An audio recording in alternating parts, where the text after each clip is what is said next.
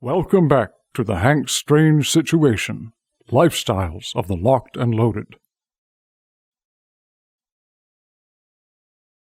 Make sure to check out hankstrange.com. You can sign up for our email list and find ways to follow and support our efforts.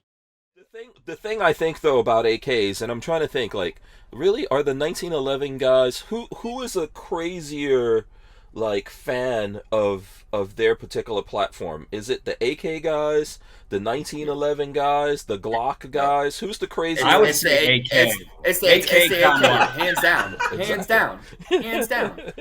I'm telling you, hands down. Yes, I agree. It's the AK guys. I help run like the Facebook groups, like that guy was saying. I probably helped them out, but I'm there communicating with the customers all the time. Like I'm telling you, it's the AK customer. But I love them. I love them. I wouldn't want them any other way. Yeah. And one of the things I frequent that group, so I get to see all the crazy stuff that people are asking. And one of the things I think too is, if you think about it, so in America, right, AKs, other than, like we were talking about, there were companies that were jumping on that, doing that. You had like AK gurus that were building AKs, and people have like certain expectations and all that coming around for their AKs. So I think, getting into that field, you guys did okay. I think you got. Well, how much static did you get from jumping into the AK thing? Because all of a sudden it was like, I don't know, I went to SHOT Show, and I think the first time, how many AKs did you guys announce at that SHOT Show? It wasn't one or two or three, it was like a whole bunch. But it went from, let's say it was 10 or 12, it went from that to like you said, like 300-400, I don't know. So we went from like 20 different SKUs to 600 now, and that's across multiple calibers, multiple barrel lengths, all across the board, bringing back a lot of the 100 series style guns, bringing back some clone-ish type guns. I think like shit really started hitting the fan when we started doing kit builds. So we started during COVID, a lot of people were buying AKs because the 5.56 ammo was hard to get, or it was crazy expensive, but 7.62x39 was still affordable. And so during COVID, it was like we couldn't keep enough AK, we couldn't build enough. And so, we were just building them. And so then after COVID hit and things started slowing back down, we started doing kit builds, and, we acquired a bunch of Romanian kits, a bunch of Russian Tula kits and things like that. And we started doing that. Well, then we started pissing off a lot of the people that did it on the side as gunsmiths and building that stuff off, which I understand they felt like we were stepping on their toes. But, at the same time, we were just trying to build affordable guns that common man can afford. That's what we do for a living. And so, we took the kit builds, and now we're building RPK kits, Russian kits, Tula kit, all kinds of stuff.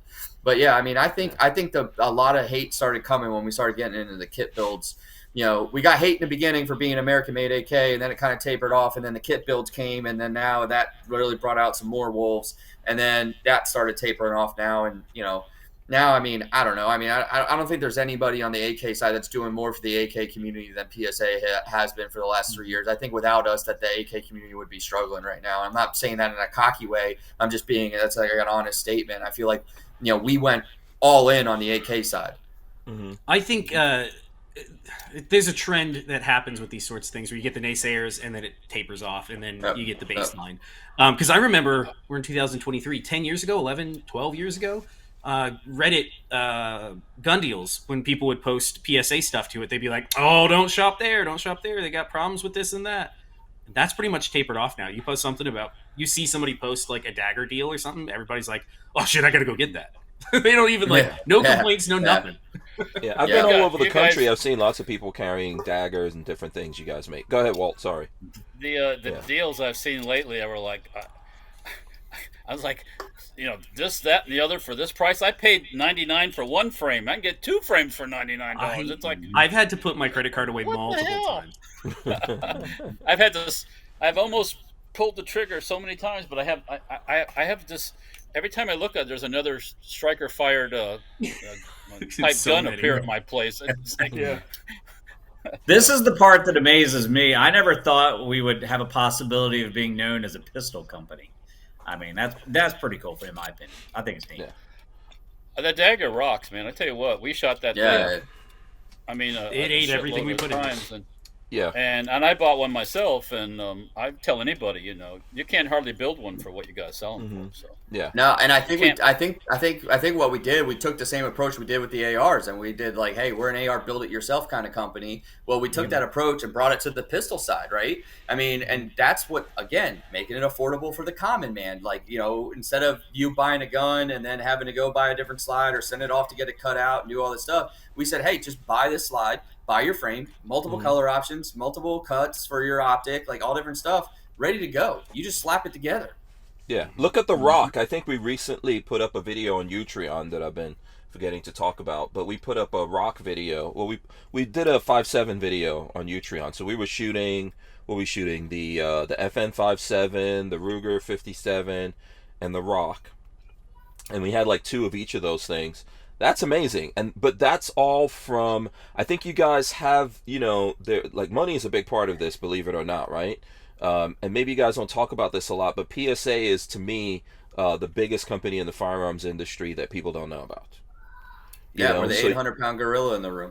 Yeah, you guys have the ability to put a lot of money into that. You have the passion that goes behind it. I remember when you introduced the AKs, for example, you had a lot of very passionate guys over there, not just yourself, Cameron, that were all about these AKs and like just as passionate as the folks out there that want to buy the AKs. So I think the passion, the money, the machining, probably the IP and all these kinds of things that you guys are acquiring, when you put all that together, this is kind of like what happens. This is the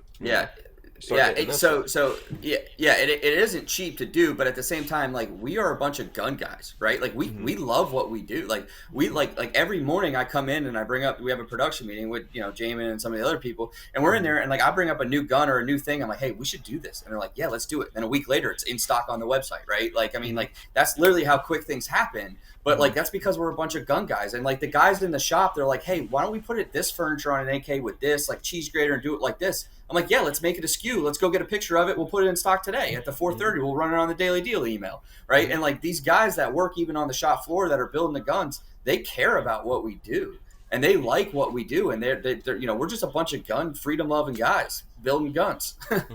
Yeah, just some good old boys. Yeah, something like that. Yeah, building freedom. That's what we like to do. Make sure to check out hempstrange.com. You can sign up for our email list and find ways to follow and support our efforts.